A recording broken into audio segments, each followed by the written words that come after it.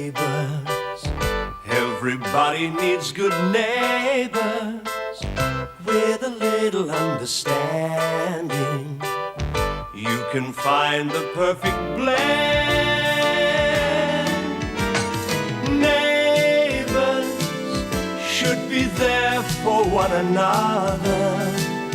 That's when good neighbours become good friends.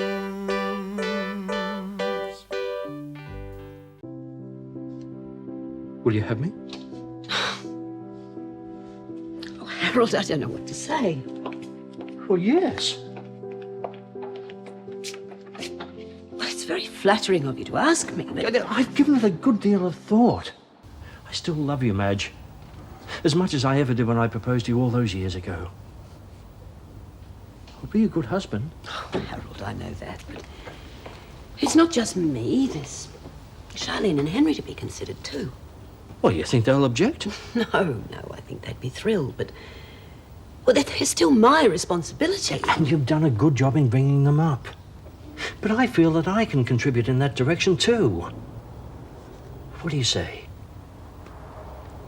Oh, Harold, it's wonderful of you to ask me. And... Well, it's the greatest compliment a woman could have, but... But you don't want to marry me? No, I didn't mean that. No, don't What I apologise, meant Madge, please. It is my fault entirely. I thought that you... No, I assumed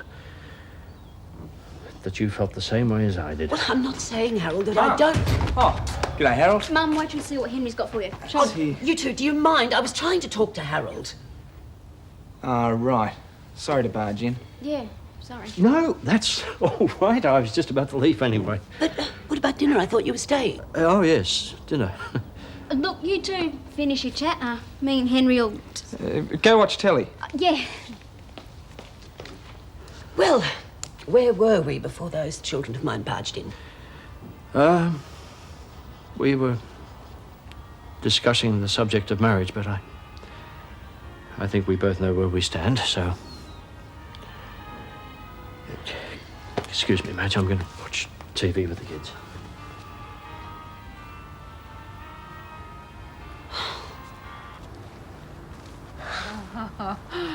You look as if you've just done 10 rounds with a revolving door. Well, save your sympathy for Des. He looks a bit like that fellow in the picture there, actually, a little the worse for wear. Yes, well, I hope Nell Mangle doesn't end up a little the worse for wear when I've painted her portrait. You couldn't have chosen a more unlikely model, that's for sure. Well, that's my homework finished. How'd things go at the gym, Dad? Huh? Not too good, hey? Nothing that a hot shower won't fix. Yeah, I bet Des regrets doing 2 workouts with you. That's what the goose asked for. That's what the goose got. I've no sympathy for him. I haven't even started on him yet. Right. Poor old Des, hey? Oh, Daphne's the one I feel sorry for. She has to pick up the pieces. Oh, my feet feel like chewed spaghetti. Yeah, well, it serves you right. If you've done your back in, I'll never speak to you again. Come on, lift your leg. Oh, don't fuss, Daff. He's going to be all right. You were supposed to be the one who was going to make sure that he didn't overdo it. Well, I couldn't stop him, could I? But he's not going to die. He's just going to be a bit stiff for a few days, that's all. You'll be lucky if he can crawl out of bed tomorrow morning. It's all right for you. You're training all the time. Des is more delicate. I am not delicate. I'm just out of practice. Stop kidding yourself. Jim may be a lot older than you, but he's also in much better physical shape than you'll ever be. You really think I don't have a hope in hell, don't you? Well, you listen to me. I'm going to beat him if it's the last thing I do. Yeah, probably will be. Oh, there.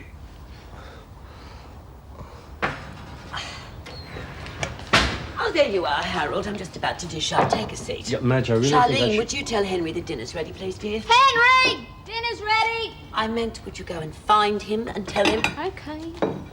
It's bean casserole, Harold. So it was one of your favourites. Yes, thank you. Madge, I really think I should go home. Oh, Harold, please stay. I thought we might have a little chat after dinner just to clear up any misunderstandings. I just feel so... Well, I don't feel very hungry, and the truth of the matter is I'm starting to get a migraine.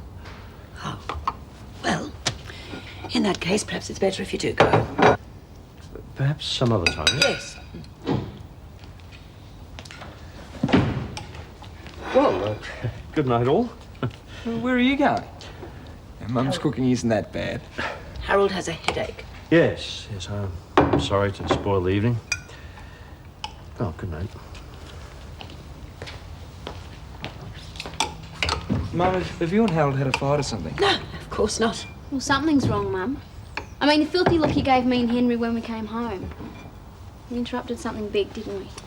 Well, if you must know, Harold asked me to marry him. Mum, that's terrific! What have you got to be so mad about then? I didn't accept.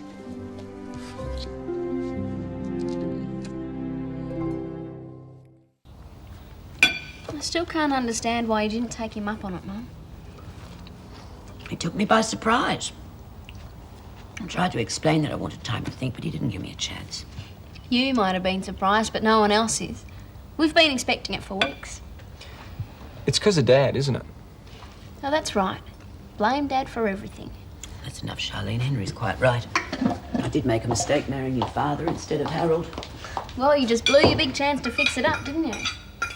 Go and see him now and tell him you'll accept. I can't. I'm not even sure whether I want to marry him. But, Mum, he's rapting you. Yeah. Now, he's a good bloke, Mum, and you know it. And you really like him too, don't you? That's the trouble, I'm not sure. I think so, but I just need more time to think. Well, go and tell him that. He'll understand. Not so sure that he will. I think I've hurt him rather badly. It's his pride, that's all. He thinks you've rejected him. Go and see him, Mum. Go on. Yeah, go for it, Mum. Oh, all right. No, I can't. Mrs. Mangle will be there. No, she won't. Jane told me that most of the staff have to work back at Lassiter's tonight, which includes Mrs. Mangle. So there's nothing to stop you and Harold from having a good, long chat.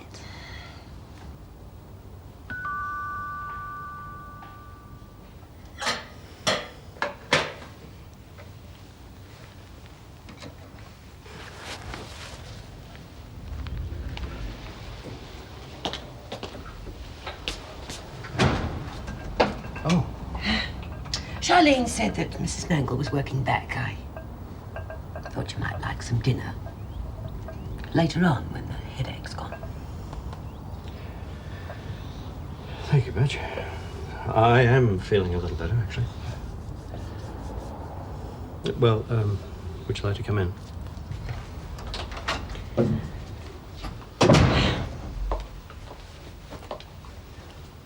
Excuse the mess. I made myself some toast, but I'm sure this will be much more appetizing. It's a very kind thought. Well, actually, Harold, it was more of an excuse. I wanted to talk to you. I wanted to explain why I behaved There's the way no I... need, Madge, really.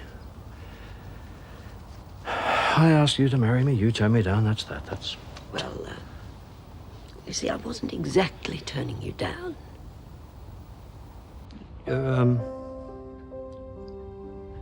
You mean you will marry me? I think so, but... You see, Harold, it's a very big decision and I won't be rushed into anything.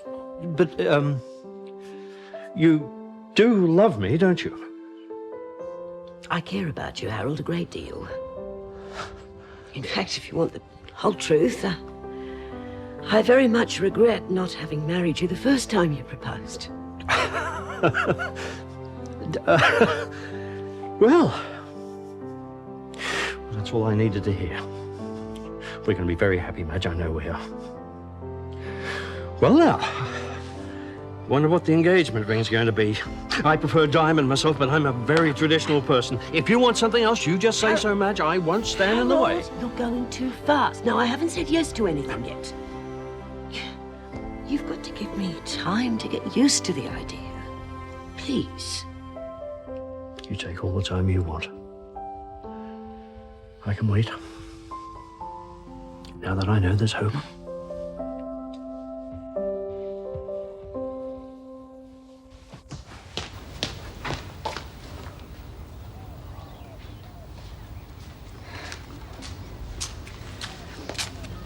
What are you doing up so early? I had trouble sleeping.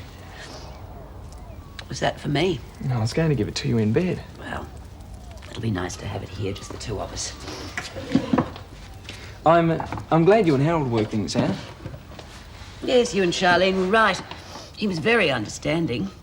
He's quite happy to wait as long as I want to. That's good. Yeah, maybe I can get around to giving you this. You weren't exactly in a present-receiving mood last night. Where did you get this? It's my reward money from the bank. Oh. It's not all of what I owe you, but it's a start. Dad looks so surprised. I told you I'd pay you back. You didn't think I'd get round to it, did you?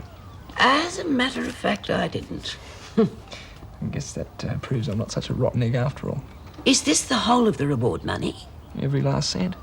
But that means you haven't kept anything for yourself. Oh, I'll get by. No, here. You keep this. No way, Mum. That's yours. Henry, I really appreciate what you're doing. But I don't expect all of it back, not until you're on your feet again. Go on, take it. No argument. Thanks, Mum. But I'll get you the rest of the money I owe you as soon as I can rake it together. I know you will. Didn't you have a good night's sleep? After listening to Des groaning all night, what do you think? Not that I've got much sympathy for him. You come like...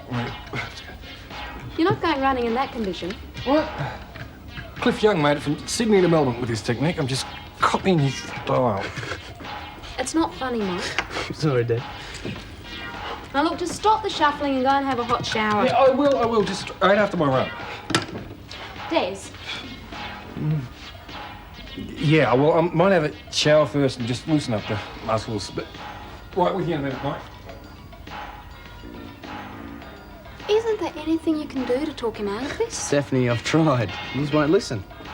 Nothing's going to stop him short of dropping dead in his tracks. Well, I just hope Jim's suffering. I really do.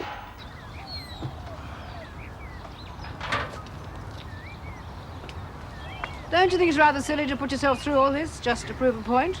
I'm just a bit stiff from yesterday. A couple of minutes exercise, I'll be fine. Scott, hurry up. I thought you and Des were friends. There's nothing wrong with a little bit of friendly rivalry. He thinks I was going to be a pushover just because he's a little bit younger than me. Well, I'm going to show him different. Have I got time to grab something to eat? When we get back, mate. Oh, don't be long. You don't want to be late for school. You have to remind me, Gran. Well, come on, Dad. Let's give this Clarke eats. Come on, come on. Look, we just might take it easy today. Not too much in the way of fast stuff. Yeah, no worries. I mean, with the condition Des must be in, even Lucy could beat him. Come on, Dad. Let's go. 1, 2, come on.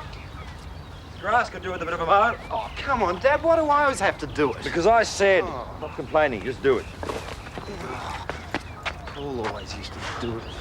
Oh, g'day, Mike. And, where's Des? Oh, he's coming out. Having a bit of trouble getting out of bed, right? That'll do, Scott. I'll catch up with you, Dad. Right. Mike might need a hand to carry Des down to the Oh, oval. very funny, Scott. Look, I'll have you know that Des is a lot fitter than what you think. Yeah? Yeah. Fit enough to play bowls with a bunch of oldies, I'll do. Oh, well, you can talk. I mean, your dad's probably the age to join him, I reckon. My father is not over the hill yet. He could beat the socks off Des any day. Oh, well, we'll just see about that. Yeah, we will see, won't we? Catch you down the oval.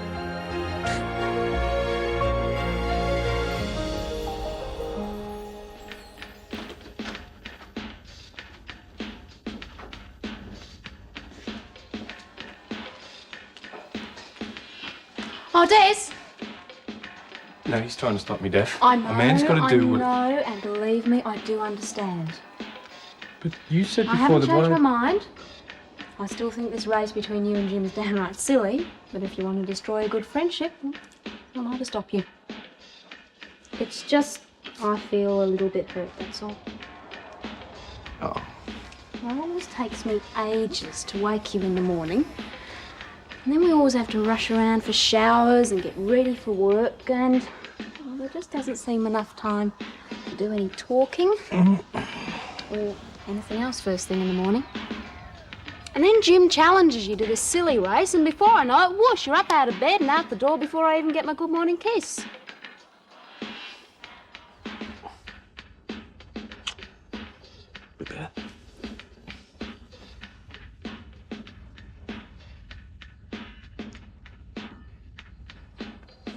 Well, it's more like. Yeah, well, I might just stay here with you. Well, why don't you?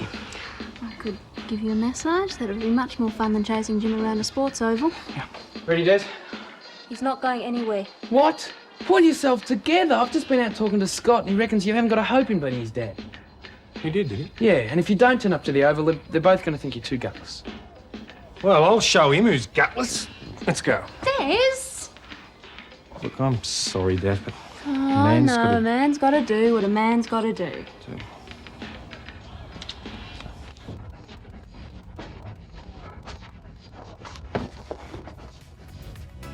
That's it. That's got far to go. That's good. That's good. Come on. That's it, Dad. Catching up to him. Des is catching it, Dad.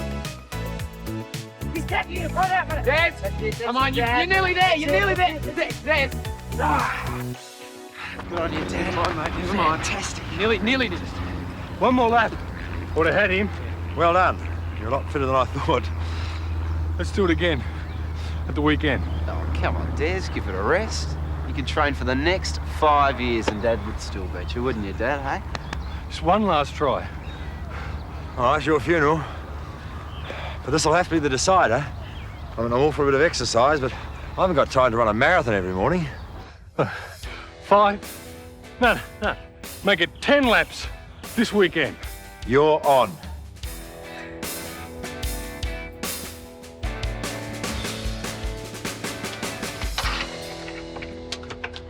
Oh, Helen, come on in. Thank you. They delivered 2 papers at our place. I was wondering if one of them was yours. Oh, yes, it is. Thank you. Would you like a coffee? No, thank you. How's Jim feeling this morning? 20 years older, but he won't admit it. Des looked a bit sorry for himself, too. I saw him walking up the street with Mike. Yes, we all know who to blame for that. Jim should never have goaded Des into all of this. Now, just a minute, Daphne. Des didn't have to take up the challenge. And when you come to think of it, it was a silly thing to have done. I mean, Jim's no Iron Man, but he's 10 times fitter than Des will ever be.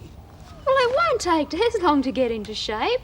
And when he does, watch out Jim Robinson. Daphne, I admire your loyalty, but it's slightly misplaced, surely. I wouldn't bet on that if I were you, Helen. Well, time will prove one of us right. Oh, and by the way, if Des needs anything else when he comes home this morning, just call on me.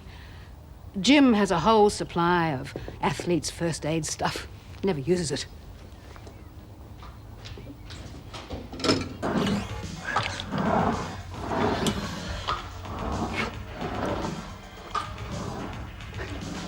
Hey, Des is really pathetic.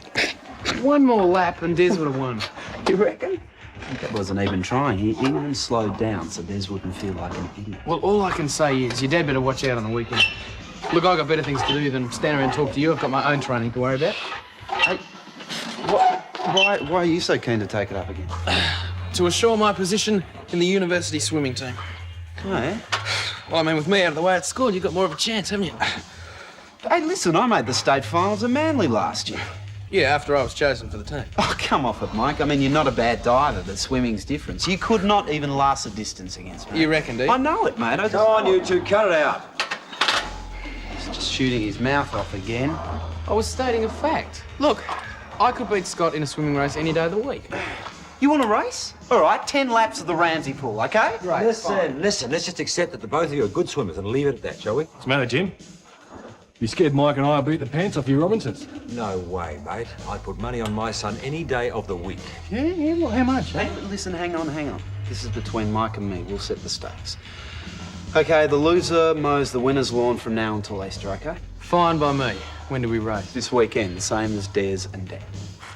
Looks like it's going to be a bad day for the Robinsons, eh, Des? Too right, mate. Come on, Scott. Don't spend all day under the shower. Jim, sit down and have your breakfast. No, I can't do that till I have my shower, otherwise I might stiffen up. Have you thought of calling this whole thing off? No way. I'm seeing this through to the bitter end. Bitter end is right.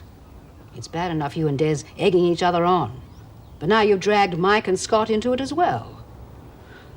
Frankly, I'm very disappointed in this family. Oh, come on, Helen. It's just a bit of friendly rivalry. Tell that to Daphne. I feel so ashamed of myself. I dropped in to see her, and before I realized what I was saying, I was taking your side against Des's. Well, naturally, she's going to be loyal to Des. Oh, and then we both got a bit catty. friendly rivalry. That's a laugh. I think you're making mountains out of molehills. Am I? I doubt it. It seems to me that at the rate this family is going, we stand to lose some very dear friends. Neighbours, everybody needs good neighbours with a little understanding. You can find the perfect blend. Neighbours should be there for one another. That's when good neighbours become good friends. Good morning. Morning. Come in. Hi. Sorry to disturb you so early. Oh, that's all right, Jane. What can we do for you? Mrs. Mitchell, do you have any oranges? I was supposed to pick some up on my way home from work yesterday and I forgot. Mr. Bishop only drinks freshly squeezed orange juice. Give him some of this. He won't know the difference. He most certainly will. Yes, we do have some, as a matter of fact. Hey, guess who's caught the competition bug? Des and Jim. It's old news around here. Mike and Scott have decided to get in on the act as well. I saw Mike on my way over here. He and Scott are going to have a race in your pool at the weekend. 10 laps. Excuse me. No one's asked us if they can use the pool. Don't worry. Scott will be over before too long to tell you all about it and to make sure he's in the good books. He's going to need heaps of practice, though.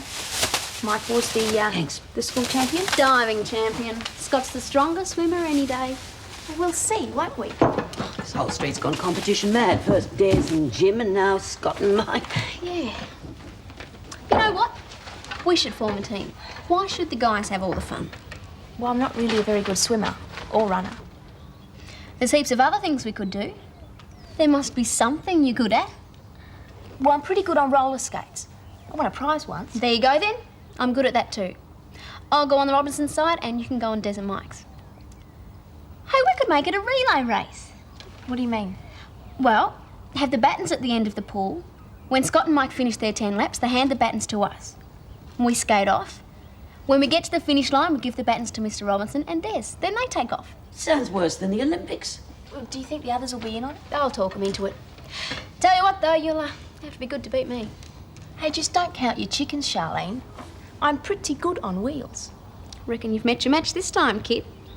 Well, we'll see about that, won't we? It keeps cutting out on me. Probably a blocked fuel line. When did you get it tuned last? Oh, I don't remember. Well, I use it for work. Can you fix it for me today? Well, I've got quite a few booked in today, but I'll have a look and give you a ring. Ah, young gal off to her first day as a new job. You know, that son of yours took long enough to make up his mind.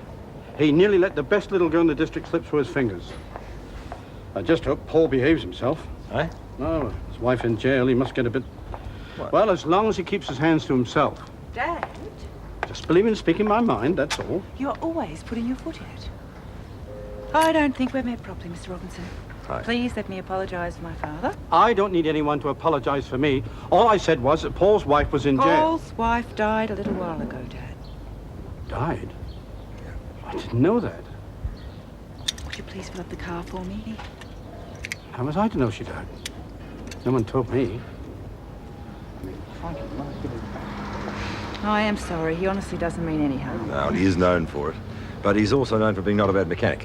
One of the best. Well, if he can fix my car, I'll forgive him for the rest. Thanks. I can see where Paul gets his charm. Good morning. I don't keep you that busy, do I? Ah, no. I got myself caught up in a competition with Charlene. I thought I might practice down the back of the car park at lunchtime. The old sporting fever's spreading, I see. Afraid so. We've got 2 teams and we're going to have a relay race. A Ramsay Street relay. What next? Well, what's first this morning, boss? That file there contains the complete financial records of the Disclosure magazine, while Mr. Morrison's bookkeeping was unsophisticated, to say the least. Well, it was a fairly small business, though, wasn't it? Yeah, and it hadn't really got off the ground when Rosemary bought it out, fortunately for me. Well, I'm glad she closed it down. I think the world could do without another scandal sheet. That I couldn't agree on more. Anyway, I want you to put all of that on file, if you would. Well, I thought you were going to just forget about it. Well, I'd like to, but I think the taxman might be interested in the details by the end of the financial year. Yeah, I'll get to work on it straight away. Sorry if I'm late. 2 minutes. No way to start your first day, Miss Lewis? Your dad's car broke down. I gave him a lift to work. Oh, well, I can't fire a good Samaritan, can I? Come in, I want to have a talk to you. Oh, hi, Gail. Hi, Jane. Right, we've got a big convention starting next week. Yeah, you mentioned it. Yeah, it's a pretty important one. Convention of travel agents. They're coming in from all over the world. So if Lassiter's manages to impress them, it could mean a lot of business for us in future. Now, I want everything to run 100% smoothly. And you want me to oil the wheels? Exactly. And as I remember, you're pretty good at coordinating. I always get the job done. Well, I can't stress how important this one is. Well, there's nothing like proving oneself from the beginning. Where do you want me to start? Well, to begin with, I think I'll introduce you to the staff. We'll start with Mrs. Mangle. She's our redoubtable housekeeper. It's her morning off. She's having her first sitting with Mrs. Daniels. Oh, right, I've forgotten about that. Well, Mrs. Mangle will have to wait. Oh, she's Jane's grandmother, by the way. But we don't hold that against Jane, do we? She's a bit of an old dragon, really. I'd hate to think what Gran's let herself in for. Nell, could you just bring your head around a little toward me? Yes, right. Thank you. I had been thinking of going to a studio and having a nice photo taken. But I suppose a portrait will be better. Nell, I should explain that this painting won't be like a photograph. You see, I want to capture your essence, your spirit, more than your physical appearance. I see. I don't like those modern paintings that show people with square heads and both eyes on the same side. It's not going to be like that, is it? Oh, no, I'm no Picasso. As long as people know it's me. I can promise you that they'll know it's you. Now, will you try and hold still for me, please?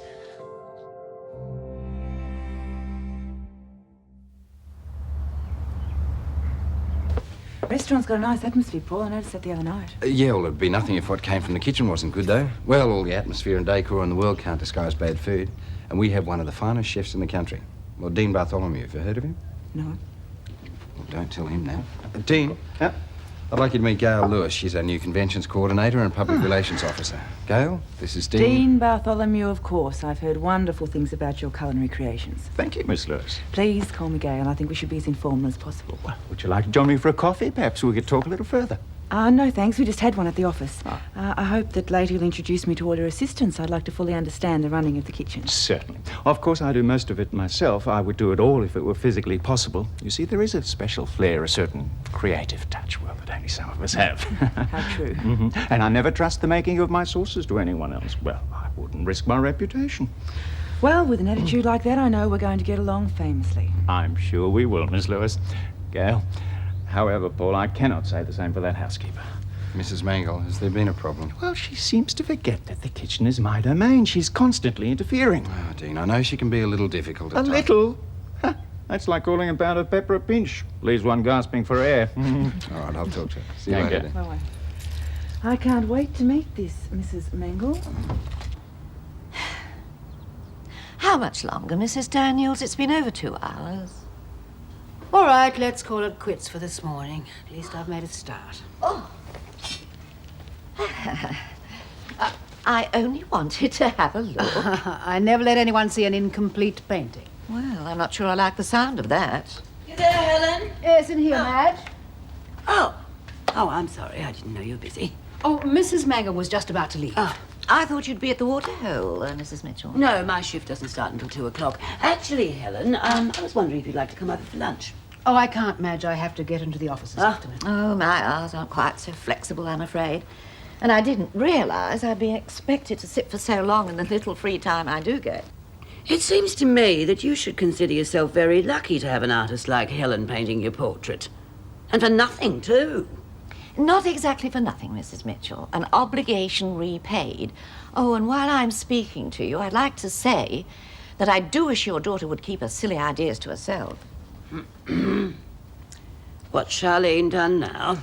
This roller skating competition, very dangerous. Well, I'm not too keen on it myself, but the idea of Jim and Dare's racing seems to have caught on. I think the whole thing's ridiculous. Look, I was rather concerned myself, but Jim convinced me that I was overreacting. There's probably no harm in it. And Jim loves his sport. He always tries to keep fit. That's more than we can say for Mr. Clarke. He seems quite soft to me. And I don't think he has any hope against Mr. Robinson. Oh, I don't know. Dare's is a lot younger.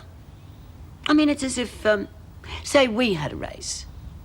I'd have youth on my side. I'd hardly call it youth. And frankly, Mrs. Mitchell, I doubt whether there's anything you can do that I couldn't. Oh, come on now, Mrs. Mangle. I mean it.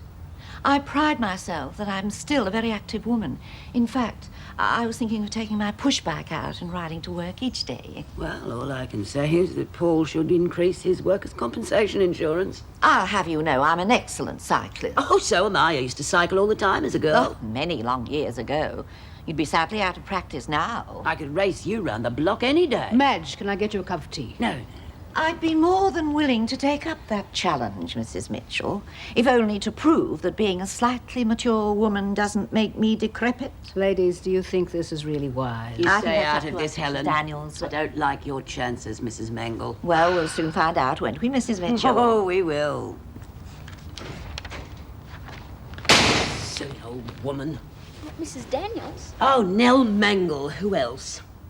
Oh, Charlene, you'll never guess what I've done. What? Challenged her to a bike race. You're racing old Mangle. Oh, it was a stupid thing to do. I better go and see her and try and turn the whole thing into a joke. Otherwise, we'll be no better than you kids. Thanks. Oh, it's ridiculous at our age. Yeah, you're right. Old ladies like you shouldn't be getting mixed up in this sort of thing. You'll probably kill yourselves. It's Mrs. Mangle I'm worried about. Her heart might give out. What heart? She'll show you no mercy if you pull out now, that's for sure. But you won't mind if she tells everyone you were too much of a coward to race her.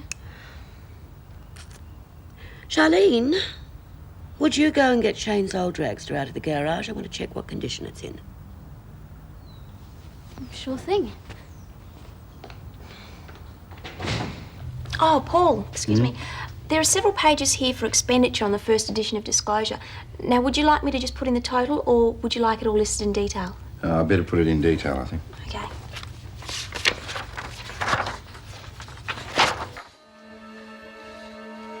What? Something wrong? No, I was just about to punch in the wrong amount.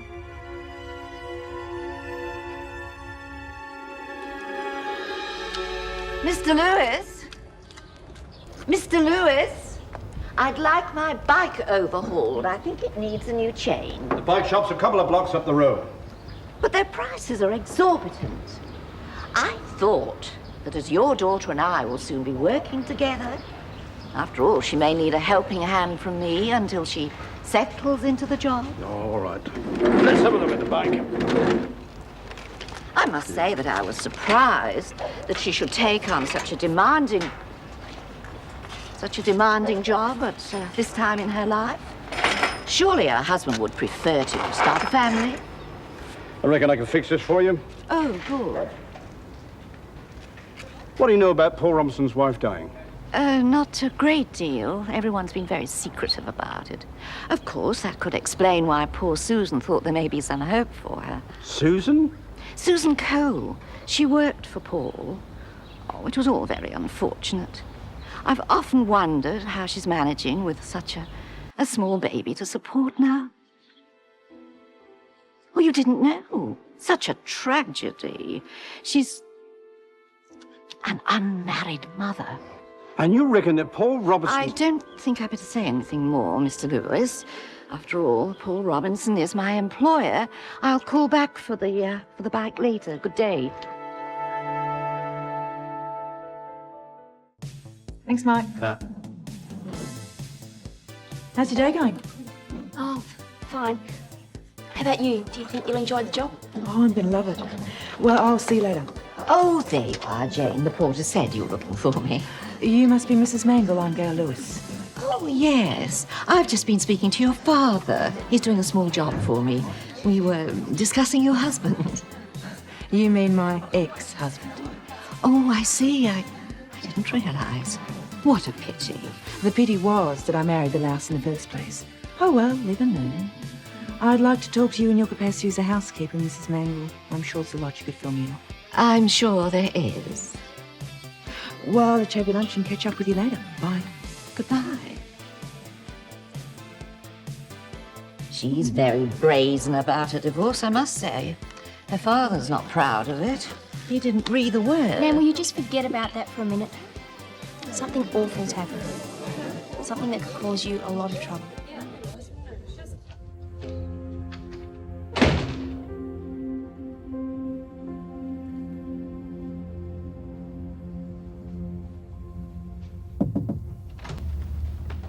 There's no one at the desk out there. Well, if you're looking for Gail, Mr. Lewis, she's probably still on a lunch break. I want to see you, Robertson. What's the story on this Susan I've been hearing about? Just who the hell do you think you are? I'm Gail's father, and I'm looking after her interests. I hear this girl Susan had your kid. You've been misinformed, Mr. Lewis. Susan has a baby, but it has nothing to do with Paul. She simply worked for him. And don't forget, I work here too, and I can assure you your daughter would be in no moral danger. I'm not interested in your opinion. You're his grandmother. You cover for him. All right, get out. Now. There's no need to get shirty. If I've heard the wrong story, I'm sorry. Miguel's working for you, and I feel I've got the right to know the truth. Mr. Lewis, I employed Gail, not you. And let me tell you, it's just your interference that could jeopardize the position. I'm sorry. I didn't want to cause her any strife, but I'll just buzz off. No hard feelings?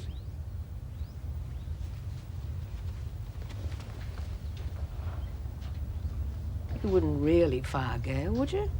Oh, if her father thinks he can just barge in here and fling false accusations around, I might have to.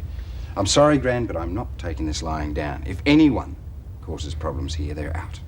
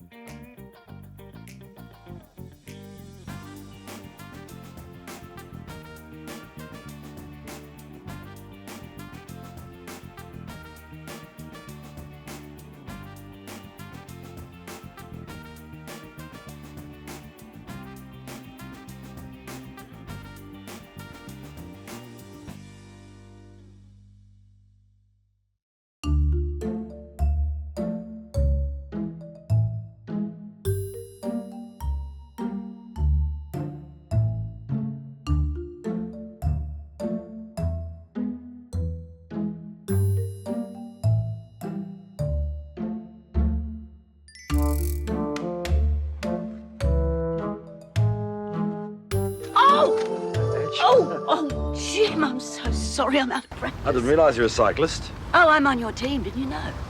My team? Yes. It's you, me, Charlene and Scott against Des, Mrs. Mangle, Mike and Jane. Mrs. Mangle? Yes, it's become a relay. Only this time the Robinsons and the Ramsays are on the same side. Mrs. Mangle.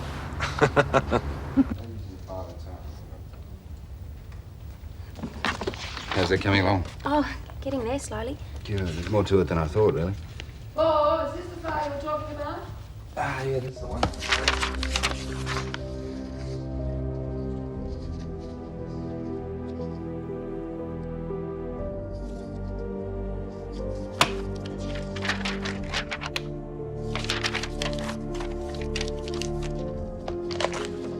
Reckon you'll get that finished today? Oh, I'll do my best.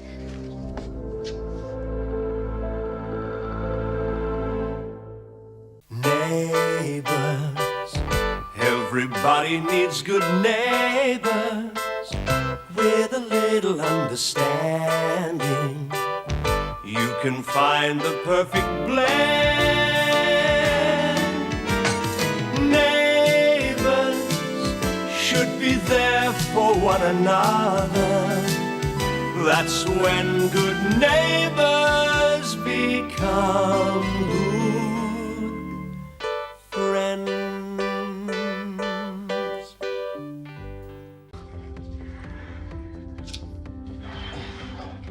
Oh, hi, Jim. Hi. Well, you only worked out once a day, mate.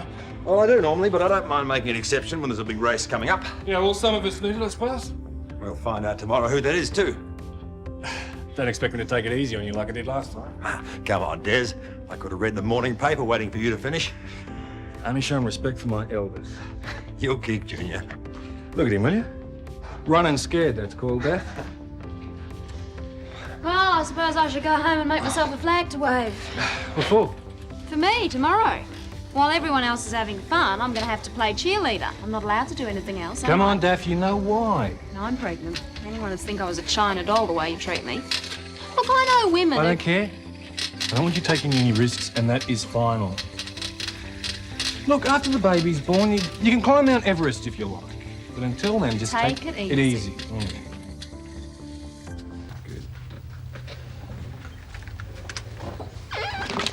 Oh, what's up? Did you want to check something? No, time to go home, actually. I was just wondering how you were going with the Disclosure magazine accounts. Finished. Don't look too happy about it. Oh, no, I'm fine. Do you still want me to come in and work tomorrow? Yep, if that's all right with you. I've still got a few things I want to sort out before Monday. Jane, weren't you going to practice your skating tomorrow? You haven't much time left, you know. Oh, it's okay. I don't mind. You know, I used to be pretty good on the old skates myself. Burning down the driveway into Ramsay Street. Terrorising the senior citizens on their way back from Saturday morning shopping. In fact, I used to scare the hell out of Mrs. Hayes. Remember, Gran? Only too well. And I also remember your mother tying a pillow around your derriere. Gran, I was only about 7. He also massacred Jim's roses. His sense of direction was worse than his balance. Why don't you bring your skates in tomorrow and I'll show you the famous Robinson's style. All right, and I'll bring the pillow. Not disturbing anything, am I? No, of course not. Come in. Hi, Gail. I'm just on my way home, so I'll see you later. Thanks for all your help today, Jane. Oh, don't forget your skates. You planning a quicker way for her to run errands? He's having his second childhood. Men have them all the time. Oh, I see. What you got there? The guest list and staff roster for the travel agents convention. Enjoying the job? So far, so good. None of the guests stealing the towels this week? No, everyone's behaving themselves, except Dean, the chef. Not enough sesame seeds on the bread rolls, I suppose. Probably. I haven't found out. He's not the most approachable person I've met. Oh, not to worry. I'll speak to him later. Well, if you'll excuse me, I have 2 hungry men to feed. Oh, night, Gran. Have a nice weekend. Thank you. Oh, don't let him work you too hard. I know what he's like. Night. You've got a lovely family. You all seem to get along so well. Ah, we have our moments. I guess everyone does. Oh, you don't have to tell me. You know what Dad's like. Yes, I do, unfortunately. I've been meaning to talk to you about him. Should I be sitting down? I don't remember that boat thing being there. I've heard about mechanical people like you throwing in pieces of this and that to help push up the price. Mrs. Mangle, I'd be more than happy to take it off if you don't want it. Mind you, I don't fancy your chances getting home without the whole wheel falling off, but if you insist... Thank you, Mr. Lewis. That won't be necessary. A simple explanation would have sufficed. Dad! Hello, love. I want to talk to you now. Is anything the matter, Miss Lewis? Nothing that concerns you, thanks, Mrs. Mangle. What's your problem? Are you trying to get me fired? No. Then what possessed you to go and harass Paul Robinson like that? I just wanted to talk to him about... Just a minute. Anything else, Mrs. Mangle? Oh, I don't mind waiting. You were here first. Yes, I was here first. Do you have my bill ready? I haven't worked it out yet. Then perhaps I'd better wait. What about tomorrow? Can you come back then? Well, Forget it. There wasn't a lot to do. Mr. Lewis. Do you want me to charge you or not, Mrs. Mangle? Well... Honestly, Dad, you've got the shortest fuse in history. She asked for it, and so did your boss. That's right, he is my boss. I wish you'd remembered that before you made all those silly accusations. All right, I'll ring up and explain. I was just a bit worried about you, that's all. Oh, I'm sure you were. But I'm a big girl now. I can fight my own battles. I can't be dependent on you all my life. I'm your father, of course you can. Not in the way you want me to.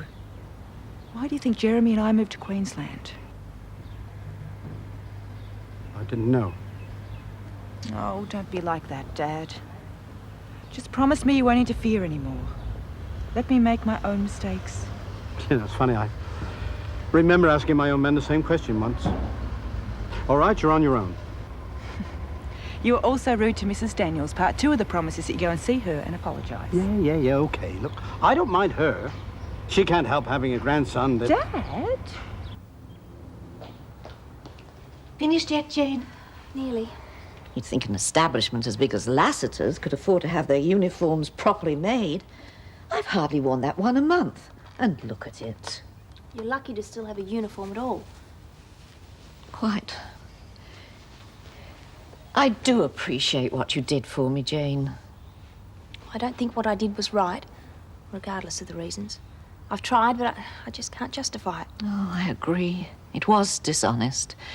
For the first time, I've had to compromise my own principles. Well, what about my principles, Nan? I've betrayed Paul's trust. I feel like a criminal. Here. Just do what you want with it. I hope you can sleep well tonight, because I know I won't.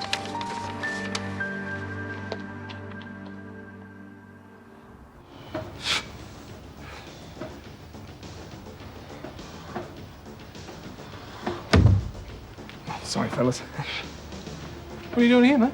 Just passing, saw the light on. The truth, Henry. A couple of guys down at the waterhole were curious. You know how they are. One bloke reckons you'll win, the other thinks Des will. Yeah? Harmless speculation, that's all it was. And what's in it for you, Henry? I'm shocked. Do you honestly think I'd sell my mates out to a few mug punters just because they want to have a bet on the race tomorrow? Yep. What, odds you got me down at? 20 to 1, but I'm upping it to 10s. What? That's ludicrous. Are you sure you haven't got mine mixed up with his? Afraid not. It's not all that important, though. I'm just trying to figure out which team will win. Look, Henry, no one enjoys the odd bet more than I do. But this is a friendly race. I don't want the responsibility of other people's money relying on the performance of my team. If I don't run the book, someone else will. Now, there are heaps of blokes ready to bet down at the pub. I bet. Oh, really, Des? How much will I put you down for? Oh, very funny, Henry. If you were taking separate bets on the run-in, I'd back myself and clean up. Why don't you have a punt anyway? Because this whole thing is getting out of hand. Running a book is only going to cause bad blood. That's lie. All I care about is that it's done properly and fairly. And may the best man win.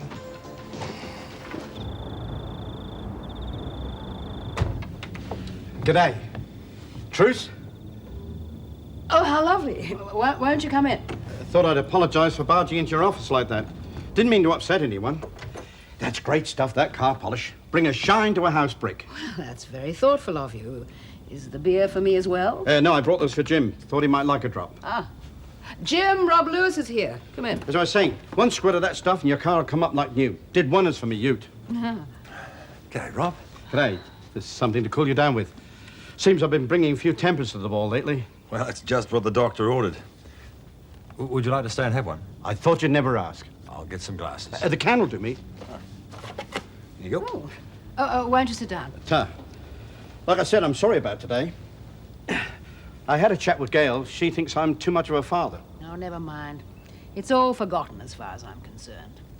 Perhaps you should be apologizing to Paul. Already did. Give him a bell before coming here. He seemed okay. Gail won't be losing a job or anything, will she? Of course not. She hasn't done anything to upset anyone. Here we go. Well, one thing I learned in the army, you can't have enough friends. Here's to mateship. Mateship. You were in Vietnam, weren't you, Jim? Yes, I was an engineer, even back then. Yeah? Regular army myself. Warrant officer, second class. I was already there with the training corps when most of the younger blokes arrived. That takes me back, that does. Look after number one was the rule.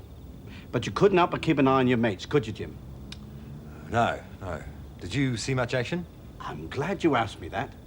Did you hear the story about us capturing that North Vietnamese general? King Kong, we used to call him. All his men used to look up to him, you know, but he was as slippery as an eel. Oh.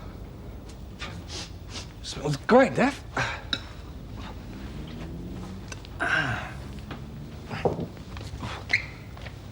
is that? Well, what does it look like? Not much, really. Raw vegetables? That's rabbit food. Oh, stop grumbling and eat. I read somewhere that this famous marathon runner ate nothing but raw vegetables before each race. Said it gave him staying power. Well, you want to beat Jim, don't you? What's for dessert? Unsweetened goat's milk yogurt and wheat germ. My favourite. But you must remember that club. On the corner. Opposite the Yellow Dragon. The American soldiers all went there. That's right, the Blue Cafe. Yes, Those Yanks sure knew how to have a good time, didn't they? Well, they had all the money, didn't they? And all the girls.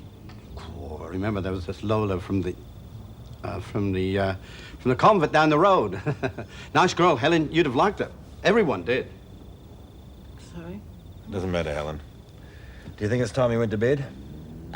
Yes, I'm a bit tired. I don't know what's come over me. You'd better go too. You've got a big day tomorrow. Oh, you'll be right. We'd be lucky to get 4 hours sleep a night back in Nam. Don't worry about me, Helen. Rob and I won't be far behind you. Okay, well, see you in the morning. Night, Rob. Nighty-night. Sleep tight. Mind the mozzies don't bite. Nearly put my foot in about Lola. Want another beer? Wouldn't say no. Never do. Memories, memories. Hi, Graham. Oh, hello, Paul. What's the matter? Hotel food getting the better of you? Now, you know I prefer your cooking any day. No, I just came to get my skates, actually. Oh, yes, that's right. You're going to give Jane a bit of your expert coaching. Didn't you tease me enough yesterday? All right. They're on the top of Lucy's wardrobe, in a box, I think. Thanks. Oh, sorry, Dad. Are you all right? Your father drank his way through the entire Vietnam War last night with Rob Lewis. Apocalypse now, eh? What was he doing here, anyway? He came to apologize for his outburst in the office, armed with a carton of beer for your father and a bottle of car polish for me. Well, don't knock it. All I got was a brief phone call. Scott! Hurry up, your breakfast's getting cold. Could you keep the volume down just ever so slightly? Don't give him any sympathy. I tried to warn him. Yeah, well, I better be going and getting my skates now, I suppose. Paul, ask Scott to get a move on. No worries, Gran. Oh, you're a cruel woman, Helen Daniels. A cruel woman. Look, you know you have a raise today, and look at you. Oh, well, I suppose Rob Lewis is the type to drive anyone to drink. Not at all. I enjoyed last night. Rob's good company. Once he relaxes a bit. He did come round to say he was sorry. And look, I'll be fine. The race is until this afternoon. Well, I better be getting back to the office. Hope your head clears. Hey, see ya. Paul, go easy on Jane. She may not be up to your standard. Scott!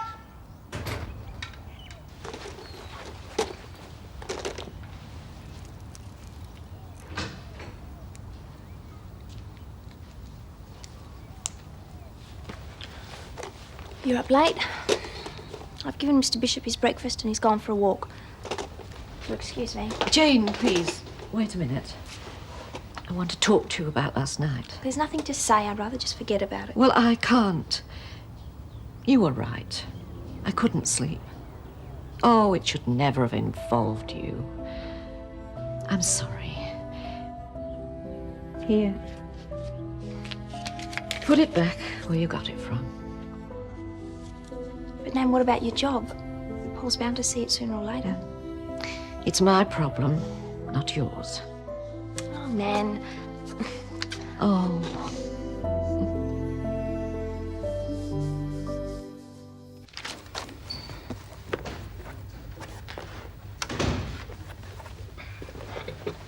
Now, that's what I call loyalty. It's not even 9 o'clock yet.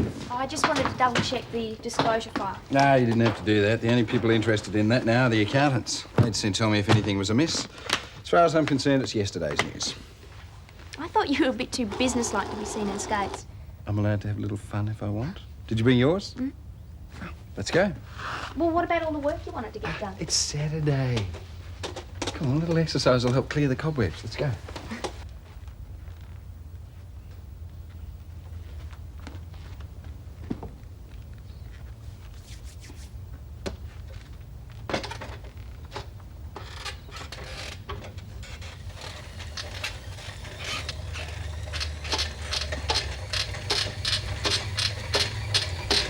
What are you doing here? This gymnasium is for hotel guests and staff, not riffraff. Take it easy, Mrs. Mangle. I'm just checking out the form for the big race. I thought Mr. Robinson and Des might be here. Well, they're not. You don't say. So there's no need for you to hang around, ogling me. You've left you practicing a bit late, haven't you? I mean, you don't want to wear yourself out. I'll have you know that I was riding in competitions before you were born. No doubt. It takes experience and technique to win races. With those legs, you'd need it. Well, of all the insolence.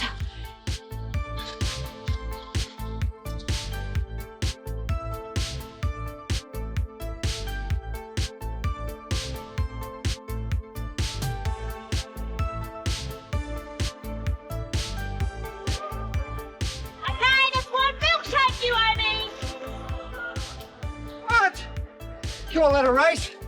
I had outside interference, and I was stopped by Dean the chef as I went past the kitchen. Well, I didn't see it. Yeah, well, that's because you. Because I was too far in front of you. All right. But I could have caught up with you. Yeah. It's beside the point. I won, and I want my milkshake. Okay. What did Dean want? Oh, I had an argument with your grandmother. Gail said he was spitting chips. She wasn't wrong. Something about change of food supplies or something, I don't know. Hey, arrested Daphne. What? You're kidding, aren't you? What? I hope you're not turning my shop into an SP bookies joint. Just working on the final odds before I take any bets. Would you mind ordering while you're here? Black coffee.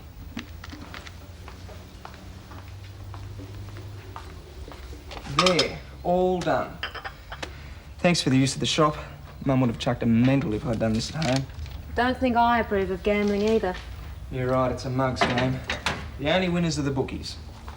And I plan to make a packet. What are your odds on Des? Well, it's a relay, so you can't back individuals, except for the first race, the swimming. Now, other than that, you've got to bet on a team. Then what are you giving on Des's team? Pretty long odds. 10 to 1. You're better off backing Jim's. Oh, what do you mean? Oh, come on, Daff, get real. Now, Mike's pretty sure to win the swimming, but old Mangle won't have a hope against Mum or Jane against Lenny. Now, any head start Des's team got from Mike winning will soon be lost. Des is a terrific bloke, soul to the earth. But in a race against Jim, sorry. You will be. But take a tip from me. Put it on Jim's lot. I won't tell anyone. No. Okay. It's your money. Hi, Paul. What'll it be? 2 chocolate milkshakes, thanks, Steph. Double chocolate. Thirsty today? No, one's for Jane. Well, she beat me at roller skating. But that's only because I had to stop and talk to the chef about Mrs. Mangle. Upsetting the apple cart, is she? Oh, and the horse. Say good day, Henry. Yeah, yeah. But hey, listen, who are you tipping for the big race? Your dad's team for sure. Oh, I'll just be glad when all this race business is over. At least I'll be able to talk to Des without him falling asleep on me. Ah, you mean you actually get to talk to him during the commercial breaks, do you? He's not that bad.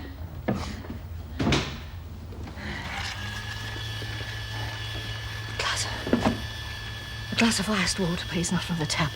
Mrs. Mangle. Just the person I wanted to see, actually. Oh, Mr. Robinson? Yeah, I was wondering if I could have a talk to you in the office. Yes. Yes, of course. Good. There we are. Thanks, Steph. Okay, let's go. Looks like Mrs. Mangle's in strife. Should give Mum the psychological edge, I'd say. There we go. To the victor, the spoils. Thank you. Have a seat, Mrs. Mangle. I'd rather not, thank you. Before you say anything, I know why I'm here. And you have every reason to be slightly upset. I don't ask for sympathy. What I did doesn't deserve it. What I do ask is that you try to understand. Nan, I don't think... Jane, please, I have to say it. Yes, but Nan... I know perfectly well what I'm doing. Mrs. Mangle, if this... Let me go on. I realize that I was in the wrong. I never should have spoken to Mr. Morris. Oh, you mean Mr. Bartholomew? Dean Bartholomew, the chef? That's what Paul wanted to speak to you about? I don't think that's what you meant at all, is it, Mrs. Mangle? Now, perhaps you'd care to tell me exactly what you did mean. Neighbours, Everybody needs good neighbors with a little understanding. You can find the perfect blend. Neighbors should be there for one another. That's when good neighbors become good friends. Dean Bartholomew, the chef, that's what Paul wanted to speak to you about. I don't think that's what you meant at all, is it, Mrs. Mangle? Now, perhaps you'd care to explain to me exactly what you did mean. Well, yes, of course. Jane was right. I did mean Mr. Bartholomew. I've been in such a muddle lately. Let's get to the point, Mrs. Mangle. You said Morris. You said you wished you hadn't spoken to him. Oh, did I? When? Just a moment ago. You know Mr. Morris, don't you? You also know about disclosure and its amazing sources of information. Paul Nan's been under a great deal of pressure. Keep out of this, Jane. You mentioned Disclosure magazine. I was approached by that reporter. We did have a conversation. About Susan Cole? Oh, not particularly. She did crop up once or twice. And you just happened to tell him everything he wanted to know, without worrying about the damage it would cause her, or me, or the Daniels Corporation. Mr. Robinson, please remember my position. I myself was grievously wronged by your young brother. My actions were quite justified under the circumstances. Well, go ahead, Mrs. Mangle. Go on, this'll be good. You explain to me how you were justified. Oh, thanks, Mike. Just thought I'd help you unpack some of these deliveries. I'll show you what I want done with them in a minute. All right. You been training? Yeah. Public pool? Yeah, but don't worry about it, I'm not. So unfair. Scott gets to train in the Ramsay's pool while you have to pay to go to a public one. Oh, drink, Daphne, any kind of drink. It's been peddling that confounded bicycle. I don't know how I got roped into this race. At least it's not costing you money, Madge. What's that got to do with it? Mike has to train in the public pool, while Scott gets to train at your place, scot-free. I don't know anything about that. Do you want me to start unpacking these? This race is supposed to be a fun event, but everyone's so caught up, anything for an advantage. Including me, I suppose. Well, aren't you? Well, what about you? Well, what about me? Daff, if you'll just tell me where to put these. Just because Dares can't beat Jim Robinson, you've taken it as a personal affront. All I did was come in here for a drink. See you later.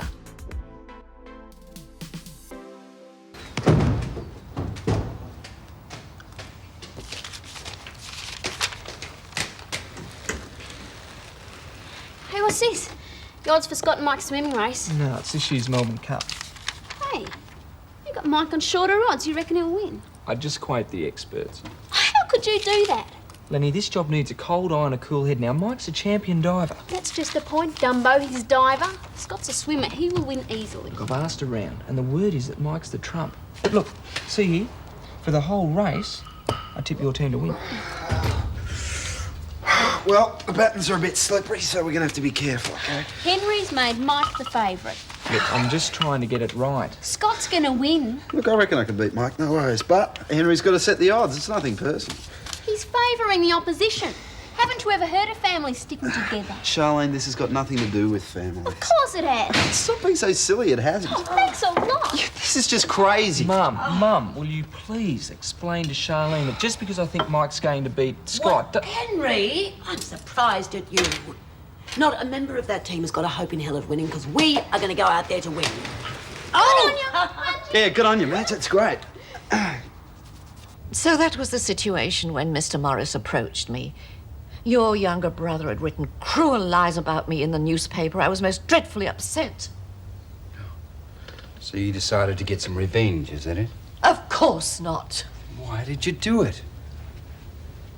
We actually had to buy out that magazine just to stop that story being printed. Please, Nana, there's no point in arguing. I'm perfectly capable of speaking for myself. I was desperately short of money. I had no idea how I'd cope. My mortgage repayments went through the roof. Didn't I give you a pay rise to cover that? Well? Not then, you hadn't. I wasn't thinking straight. Circumstances overtook me. I'm deeply sorry and ashamed. All I can do is ask you to forgive me. I'll let you keep your job. I'm efficient and most reliable, Mr. Robinson. If you'll allow me one chance, I won't be found wanting. No, it's not on, Mrs. Mangle. Don't you realise that you could have put us all out of a job? You've committed the cardinal sin of business. You've bitten the hand that feeds. I'm sorry, but you've left me no choice. I'm going to terminate your employment.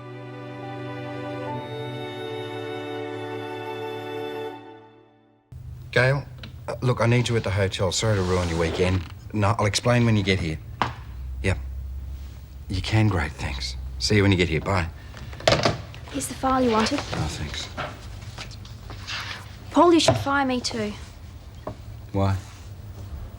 Well, when the records came in from the magazine, I found a statement with Nan's name on it. I took it out of the binder. She made me put it back. I wouldn't have thought that you'd do something like that. Jane, this is a tough industry we're in. If I can't count on my staff 100%, we're finished. Yeah, I know. I don't think you'll do it again. But if you do, you're out. No questions asked, you understand? It won't happen again, I promise. Good girl. And Gail's on her way in. I'd suggest if you want to catch that Ramsay Street Well, will relay. you be there? No, I haven't got time now. But good luck. Oh, was I some help with the roller skating? Yeah, of course you were. Thanks, Paul. I'll try extra hard to win.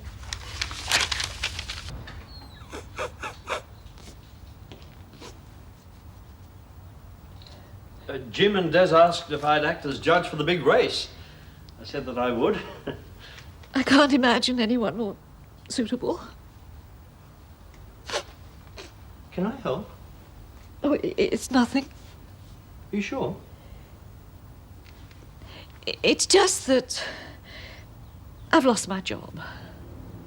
Paul didn't fire you. Yes, we didn't see eye to eye on a certain matter. Oh, dear. Well, I've heard he can be a pretty rough customer. Mr. Bishop, I'd rather you didn't mention it. Mr. Robinson did have his reasons, though to my way of thinking it was quite unnecessarily harsh. Well, from what I've seen, you are very dedicated and highly efficient. I think he's making a very big mistake. Oh, thank you, Mr. Bishop. I'm touched. Harold, please. Oh, I think Mr. Bishop will suffice. We don't want the neighbours gossiping, do we? Oh, you're right, of course. So we're agreed that the relay should start with the swimming? Better be. It's a one race Henry's taken bets on. As well as the teams, I mean. Oh, that boy. I didn't want him to get involved in gambling again. Yeah, well, how are we going to organise the whole thing? You and Mike do 10 laps of the Mitchell's pool.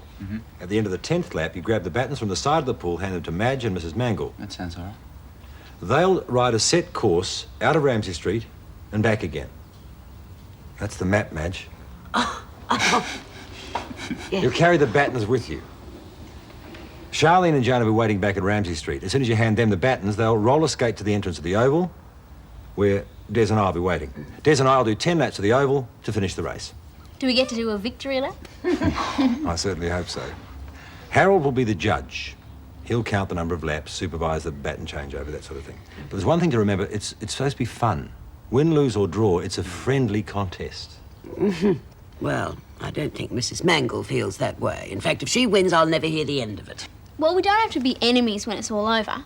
But there's no point doing it if we don't really try to win. Yeah, well, personally, the race doesn't worry me. But Mike's got this idea of himself as a champion. It's about time I cut him down to size, I think. Mike's a sure thing to finish up in front. So having the swimming up first gives us a tactical advantage. Which gives us a head start. That will be our safety margin during the cycling league. Well, Nan's quite a good cyclist. She won heaps of prizes when she was a kid. Whenever that was. Sorry, Dan. Where is she, by the way? I don't know, she should be here by now. Well, now, actually, Mrs. Mangle may not be able to compete. Personal problems. That's why I came, actually, to mention that. Well, she can't pull out. How are we going to replace her? That's easy, I'll do it. Hang on. Oh, Des, I can ride. I don't need to be wrapped up in cotton wool. No way, Daph. Des? No. Excuse me, I'm sorry I'm late. I thought perhaps you wouldn't Thank be coming. you, Mr. Bishop, but I'm in good spirits and very eager to do battle with the Robinsons. Good on you, Mrs. Mangle. Scott's been giving heaps to everyone about this. I want to straighten him right out. That's the spirit, Mike. May I come in? Oh, g'day, Helen. How can we help you? Ah, laying our plans, I see. I imagine that's just what you're here to find out. No, actually, I'm here to suggest a few safety precautions. I've already spoken to the others. Yeah, sure. Well, you know how it is. Race day and everything. Well, just to ensure there are no injuries, I think Madge and Mrs. Mangle should wear helmets. And Jane, you and Charlene should have some headgear too, as well as knee pads and elbow pads. That sounds fine to me. Well, I'm sure if we're sensible, no blood need be spilled. Shane's old motorbike helmets. Mrs. Mangle gets this one. Look at it. No wonder Shane doesn't wear it anymore. Just adds a plot. Yeah, it is. What if she refuses to wear it? She gets disqualified. Helmets are in the rules, Mrs. Mangle agreed. Oh, Charlene. Now, come on, try it on. Now, don't mess up my hair. Oh. Have you taken that much in bets? Don't start, Mum. Henry, you know I disapprove of gambling and it's brought you nothing but trouble. You know whose fault this is, Mum? It's all yours. Now, I was going to run just a small book, a bit of a flutter, something to add a bit of interest. Somehow the blokes at the waterhole found out. I wonder how that happened. Oh, I just mentioned the race as a joke. Well, the big money's on, Mum. The heavy folding stuff, all your mates. Have you looked outside? They're here to watch, you know. They're not. Yes, they are. Race starts in 15 minutes. Yes, there's a good crowd turning up, eh? Harold, do you have to? Sorry, Madge, what'd you say? Charlene! It's okay. Now, stop still. You what? I am keeping still. Oh, stupid thing. Hardly worth the trouble. Of course it is. It's your opinion. Well, I think Helen's very sensible. How did you know it was Helen's idea? I was over at the Clarkes when she mentioned it. Yeah, Mrs. Mangle's having a few problems, so I was helping out. Oh, is that so? Why, is there something wrong? No. Oh, you're entitled to help out anyone you choose, I suppose. Madge, it's nothing. No, of course not, Harold. Just a few words of advice. You've been helping Mrs. Mangle. Yes. No, I'm the referee. Yes. Well, I suppose I better go and get on with it. Oh, sorry. Well, your mother certainly worked up over this race. Team pride, that's all. Well, your mum's all pumped up. She looks like she's ready to kill someone. Well, better go face the punters. You won't have a bet, Harold? I'm the referee. That's what I mean. Come on. Well, I suppose we better get going too, hey? Hey! Good luck. Same to you. Young man, What can I do for you, Mrs. Mangle? I assume that all betting transactions are confidential. Absolutely, number one rule. Well, I would like to make one. Certainly. $100? Mr. Mitchell, please. I didn't pick you for a punter, that's all. It so happens that I'm in need of a little money, and I have absolute faith in my team. Right. You're all set, Mrs. Mangle. $100 for your team to win. Do you want to bet on the swimming too? Oh, no, thank you, just the whole thing. I don't approve of gambling on racehorses, but this is quite fun, isn't it? Yeah. You all set? Yep, no worries. Where's Des? Oh, he and Jim are down at the Oval warming up. They'll be waiting when we get there. Big finish, eh? Good luck. Thanks. Yeah, good luck, Mike. Oh, I won't need it. You'll be all right, Scott. Give her a hat now. Mrs. Mangle, here's your helmet. I'm not wearing this monstrosity. You could always forfeit. All set to go, Harold? Certainly am.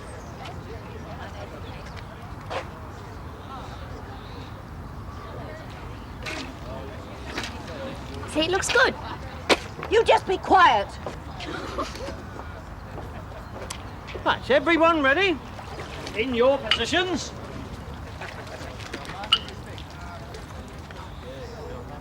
On your marks. Get set.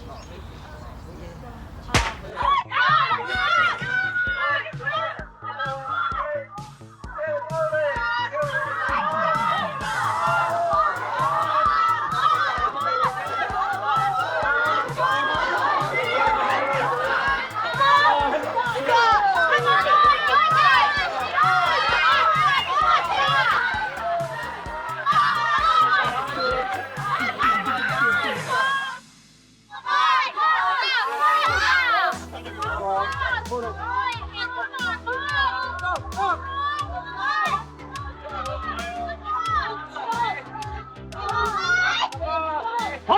lap! Come on, Doc! Come on, my boss! Come on! Let's go! Come on!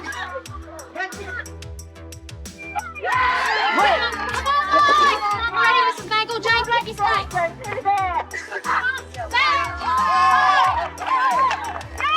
I told you tonight. It's a long way to go yet. Come on, Mrs. Mangle.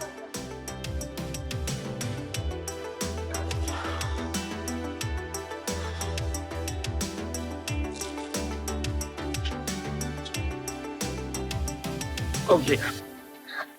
Hey, what's up, Grumpy? I got a lot of money riding on this. Scott just cost me a fortune. You know what, we better get our acts together. They'll be back in a minute. Yeah, I don't want to keep our public waiting. Oh, thanks, Steph. Well, I can't stand the tension. Look, just do your best. That's all anyone expects. Des can make up the leeway. It's a lot of pressure on Des, doesn't it? He's up to it. I just hope Nan doesn't put us too far behind. Those are the stock orders for the travel agents convention. Could you check those against the invoices just to make sure we're covered? You picked a fine time to sack your housekeeper. I don't need to be reminded, thanks. Sorry. No, I'm sorry, it's me. I shouldn't snap. Oh, I just wish we knew what you'd done about the ordering. Well, we can check the stock against the list and phone the suppliers if need be. Well, it's a good chance to see how Lassiter's works. Yeah, I just wish Mrs. Mangle had kept her confessions till after this convention.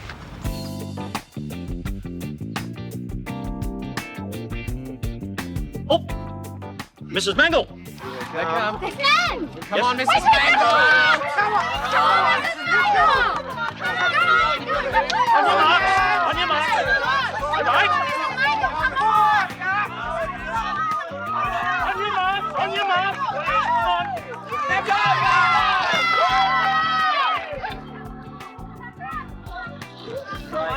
So, T, congratulations.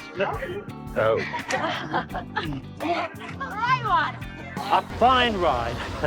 There can only be one winner, though. Yes, well, I'm going to the Oval. I want to see the finish. Come on, Sherwin! She laughs last, don't you think? She doesn't seem to be a very good loser, does she? Just so I know the lie of the land, why was Mrs. Mangle sacked? Well, she sold a story to a magazine about myself and a girl called Susan Cole. Well, the journalists wanted to get at me and the business. Is Susan your old secretary I've heard so much about? Just gossip, but I'd rather know the facts. Look, if it's none of my business, just say so. No, Susan was a wonderful girl. She wanted to get married. I suppose I should have, really. But my first marriage was such a disaster, I just don't know if I could handle that sort of commitment again. Been there, done that, know what you mean. Coffee? Thanks. So, of course, when it didn't all work out, she was terribly hurt. I couldn't avoid it.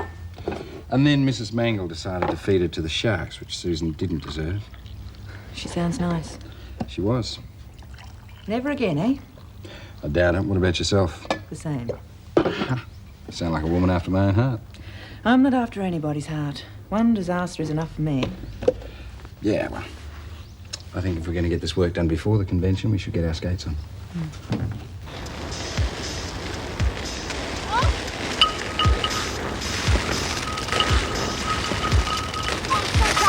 What now?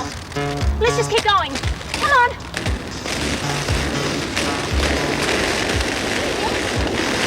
Good morning, Jane. Lost.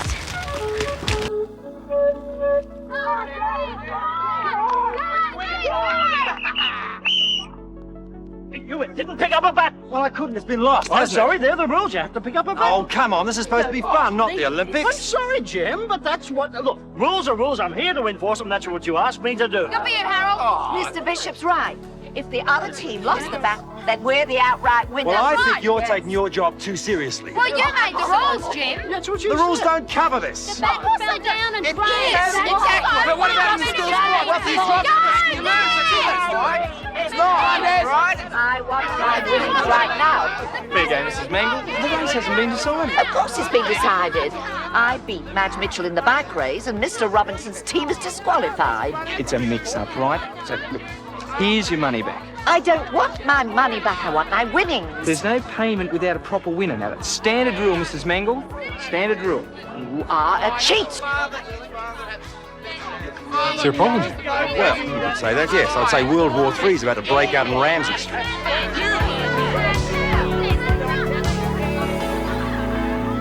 Neighbours, everybody needs good neighbours with a little understanding. You can find the perfect blend. Neighbours should be there for one another. That's when good neighbours become good friends. We won. I'm sorry, Harold. No, in the Olympics, you drop the baton and that's it. You're out. No second chances. That's right. Yes, but Jane knocked it out of her hand. She didn't exactly. Look, it's the same difference. It's interference. She should have been disqualified. Well, didn't really get a good view of the incident. What are you here for? You're supposed to... Please, everyone! Can't we discuss this situation like cool, calm, rational people? Would Mr. Robinson have been so eager to call it off if his side had won, I ask myself? I've been asking myself that very same question. Jane knocked the baton out of her hand. It's your turn. I've had my go. You sound like a lynching party. It's ridiculous. It's just a race.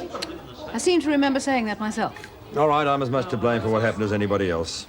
This is getting totally out of hand. I'll tell you one thing. It's going to stop right now. Yes, well, watch out for the crossfire, that's all. I want my winnings now. For the last time, Mrs. Mangle, there aren't any. The race was called off. That means all bets are off too. But I won my part of the race. Yes, but you bet on the team. You get your stake money back, that's all. Only the people that bet on Scott are entitled to any winnings. Are you going to pay up or not? You'll have them all down on me in a minute. This is supposed to be a friendly neighbourhood get-together, and listen to the way you're carrying on. Have you forgotten what happened with the boxing match at Christmas time? How they got totally out of hand? It wasn't our team that cheated. Cheated? Well, it was pretty unfair of you, Max. You called the race off just because you It would message you if Jane hadn't bumped Charlene. It wasn't us who cheated. It was an accident. I said that's enough! All right, there's nothing in the rule books to say what happens when someone drops the baton. You can't think of every possibility. But I think calling it no race is the only fair thing to do. That's right. Des? Well, I don't know about you guys, but I don't want to win just because somebody dropped a baton. It's got to be fair and square or nothing. Yeah, fair enough. Here. Well, next time you will win. Yeah. Next time. Well, we want a rematch. All right, you're right. Yeah, that's okay. Hold your horses, there'll be no rematch. Quitting while you're ahead, eh? Not exactly. Des and I started this thing, and we'll finish it how we should have finished it in the first place, without anybody else interrupting. 10 laps of the oval like before. No, that's how this whole fiasco got started. We don't want you lot turning into another sideshow. What? what do you got in mind, Jim? Well, look, doing laps of the oval, that's kid stuff, Des. Let's go down to the national park and do a proper cross-country course. Cross country? Now, wait a minute, great Jim. idea. Mike. Well, Des can handle it. It's endurance, isn't it? How about Not it, Des? speed. How about it? Oh, that's fine, mate. Fine. Des, you can't. It's cool. And in the meantime, all the rest of you are invited back here tonight for a good old-fashioned Ramsay Street party. What a good idea. Good idea. You were terrific, Nan. You should have seen their faces when you came in ahead of Mrs. Mitchell. It's a pity I can't get a job riding one, isn't it? In the old days, I could have been a messenger or something. Something will turn up. At least you made them all sit up and take notice. Why should I care what they think? It's not as if I have any friends in the street. I should even be glad having to sell this house. You don't know what it's been like. Scrimping and saving. The children growing up. And your grandfather never was the greatest provider. I've always wanted a house like this. It isn't fair. Please don't worry, Nan. We will manage. What with Mr. Bishop's board and mine. Oh, don't be silly. That hardly even pays for the food bills. Without a proper wage coming in, it's impossible. Just impossible.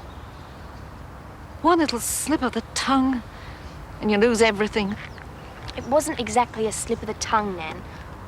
You did give Mr. Morris that interview. I was pressured into it. If Paul had any decency, he'd realise that. But oh no, not him. They're all the same, that family. They've never had to struggle. It all comes so easily to them, doesn't it? But one day...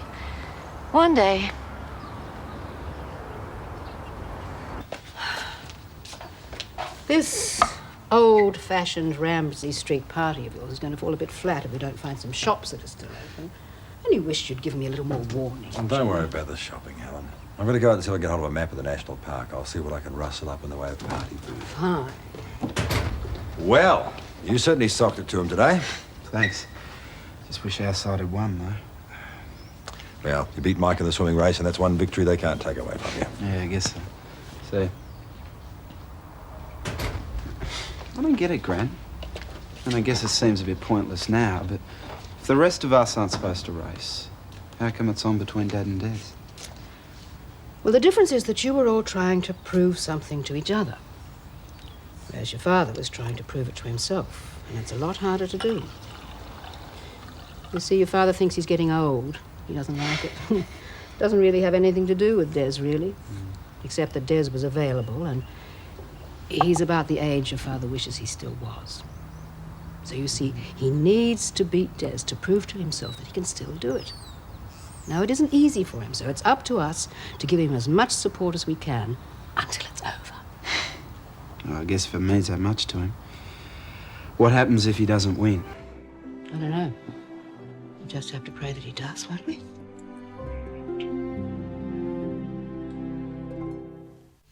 Henry, would you mind doing that somewhere else? I'm trying to get an early start on tonight's dinner. Oh, just a sec. Henry! Mum, please. This is important. Not anything special on my account. Oh, I'm well aware that my cooking can't measure up to what you've been getting at the Mangles. Mum. Oh, all right, I'm in a bad mood, I admit it. We were robbed. Actually, I wouldn't be surprised if Scott was right, that Jane bumped into you deliberately as soon as she knew they were losing. Jane wouldn't do anything like that. Yeah, and I agree. Oh, yes, of course you would. You live with them, don't you? You made no secret of the fact that you wanted Mrs. Mangle to beat me. Look, I think it might be a good idea if I skip dinner tonight, eh? Suit yourself. Perhaps tomorrow night, then? When everyone's had a chance to cool down? You're going to ruin everything. You've really upset him, you know. You stay out of this, Charlene. Well, go after him quickly. I'll do nothing of the kind. Don't you tell me how to run my life. Henry, come to see you. Yeah, I know. You're perfectly capable of mucking it up on your own. Hey, Steve. Hello, Henry. Got some money for me, I believe. It's like this, Steve. I haven't got your money. Pull the other one, mate. Some of the blokes down at the waterhole said they've already collected their money. So where's mine? Let's do the leavings track. Scott and I did that a couple of years ago, and it's about the right length. No, that gives you an unfair advantage. How do you mean? Well, if you've been over it before, you'll know all the nooks. Oh, fair enough. Okay, why don't you choose one? Right. What about that one? It's a creek bed. I know that. I know. I was just making it more of a challenge. Oh, well, why don't you just do it with your hands and feet tied together? I mean, how much of a challenge do you want? Look, let's do Whittaker's track. I haven't done that one.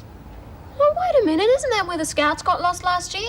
Well, they had to send a helicopter in But after they'd have them. been fine if they'd have stuck to the track. Oh, that does it, Des. We could stick to the tar seal roads through the park if you like.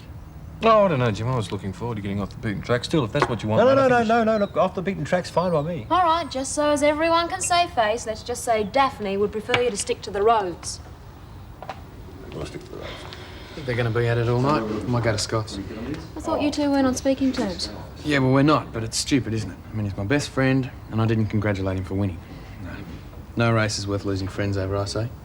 See you later.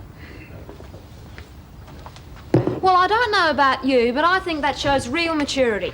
It's a pity a few others I could mention don't take some hints from Mike. We'll have to take some food, some water, and just some basic first aid equipment. What for? Yes, Jim, what for? Well, just in case something goes wrong and we have to stay out overnight. Overnight? I'm not saying anything will go wrong, but well, if it does, we'll be prepared, won't we? Now listen to me, you two. Just for the record, I want you both to know that this cross-country run is the dumbest idea you've come up with yet. I know my humble opinion won't stop you going through with it, but I just wanted you to know. if you don't want to do it, I mean, if it's going to cause a problem with Daph. No, she'll be all right. She just needs time to get used to the idea. Listen, mate, nobody welches on me. Well, you keep your voice down, you'll get your money, I told you that. Yeah, but when? Soon, mate. Oh, that's not good enough. I'll be back.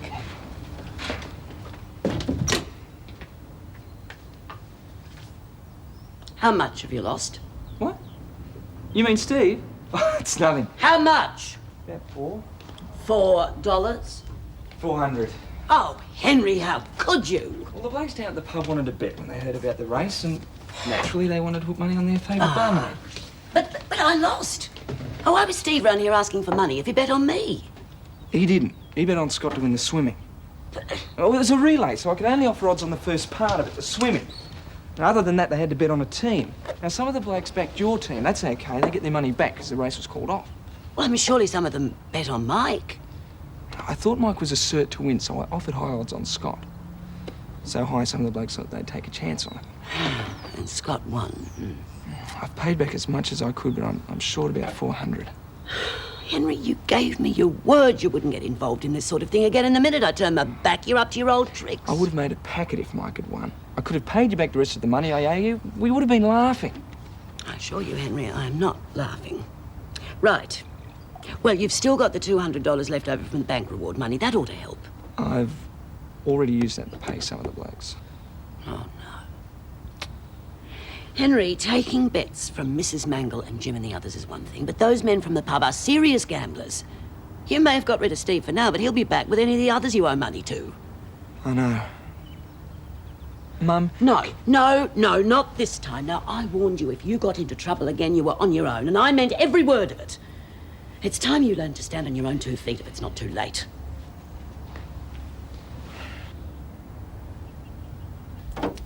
Hey, Mike. You know, I feel like a real idiot getting so hyped up about the race. You left me for dead on that last lap. Oh, I don't know, mate. You're just a bit out of condition, that's all. I was the one who got to practice in the Ramsay pool, don't forget. I should be recording this. No, you don't. Play it back to the street. Might do them good to hear what sportsmanship's all about. Oh, you know what Ramsay Street's like. I bet you they'd all forgotten about it by tomorrow. I don't know. Nell Mangle was fuming when she left. She's always fuming about something. She can be difficult at the best of times, but I'd rather she behaved herself until I finish her portrait. I think I'd better go round and see her. Oh, Gran, if I were you, I'd wear Lucy's bicycle helmet. Very funny.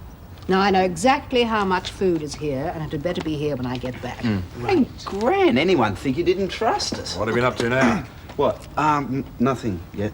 No nibbling while I'm out. That goes double for you, Jim. Well, I'm in training, aren't I? Did you and Des finally decide on a course? Yeah. It wasn't easy, though. Dad, Mike and I were thinking, well, Daphne might feel better about it if we came along to keep an eye on you. No, definitely not. Well, listen, Scott. Des is feeling insecure as it is. He's never done a race like this before. How's he going to feel if he has to pull out and you guys are watching? No spectators, all right? Got a point, I suppose. Yeah. Only I don't think it's Des he's worried about. Hello, Mrs. Daniels. Okay. I mean, Thank you. I'm afraid Nan isn't in a very good mood at the moment, if you know what I mean. Yes, well, that's partly why I'm here, actually. Nan, Mrs. Daniels is here to see you. Mrs. Daniels, and what can I do for you? Nell, I was hoping we could set a date for your next sitting. Oh, were you? I must say you Robinsons have your cheek. If you think that I'll sit for you after the way Paul's behaved, then you're sadly mistaken. Paul, I don't understand. He fired her. Oh. As if you didn't know. I'm sure he's taken great delight in telling the whole street. Nan, Paul isn't like that. This is the first I've heard of it. Well, it makes little difference, Mrs. Daniels. Scott can say what he likes about me in the Erinsborough News, but that's all right. He's a Robinson. One little mistake and I'd lose everything. And you practically steal one painting from me, and now you have the cheek to expect me to sit for another. Well, the Robinsons may think they own Ramsay Street, but this is still my house, and I'll thank you to get out and stay out. And what did Paul say when you phoned him? That Nell Mangle sold the story to Disclosure magazine, so she had to go. Must be a very worrying time for her. She needed that job badly. She should have thought of that. You almost sound as if you feel sorry for her. Well, there's Jane to consider. Yeah, well, I'm afraid I'm a bit lacking in Christian charity where Nell Mangle's concerned. I suppose that's one guest we can't expect to put in an appearance tonight. You know, this party's supposed to be about getting people together so that they can discuss their differences. So far, we haven't made a very good fist of it. Yeah, well, Nell Mangle's the exception to the rule always. Yeah. Oh, hello, Mike. Charlene, you're the first. Looks like it. Mrs. Daniels, I don't think Des and Daph are going to come, because Des wants an early night before the run. Fair enough. Mum and Henry will be giving it a miss too. Well, Mum's avoiding Harold, and I don't think he'll come either because he's avoiding her. And Henry, he owes so much money, he's avoiding everyone. So much for your old-fashioned Ramsay Street get-together.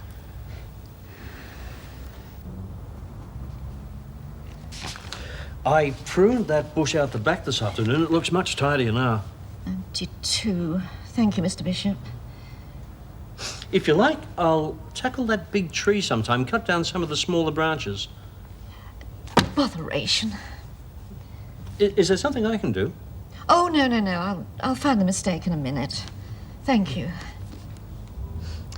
Oh, you might as well know, Mr. Bishop. I'm not sure that I'll be able to offer you lodging for much longer. Oh, I see. Is it something I've done? No, of course not.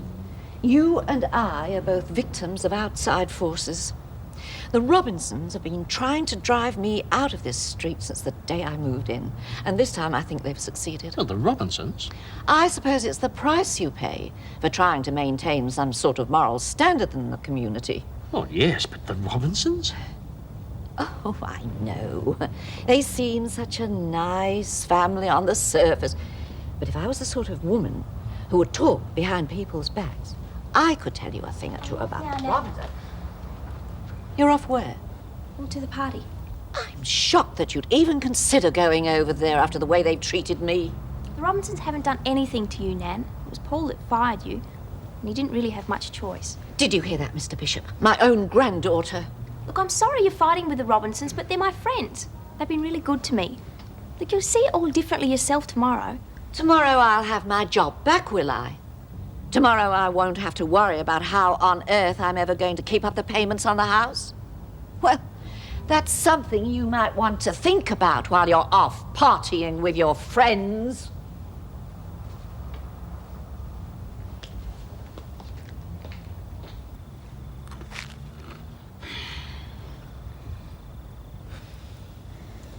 Oh, these are hot. Where do you want them?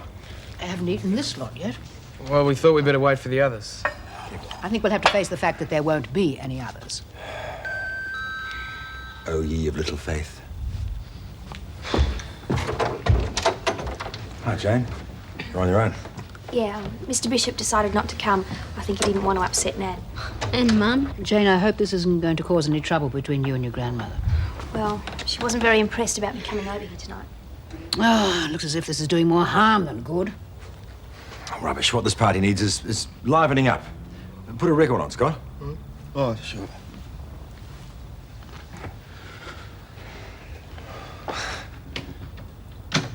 It's just a loan. You know what a loan is. Well, it means you get your money back. If words were money, Henry, you'd be a rich man. You can have it in writing if you want. Now, look, I warned you. When I lent you that money to pay off those people in prison, that was the end of it. I've got to draw the line somewhere. The last time, Mum, I promise. No, Henry. But you've got to, Mum. What am I going to tell the blokes at the pub? You should have thought of that before you took their money. Don't answer it. Don't be ridiculous. It's probably Helen wondering why we're not at the party.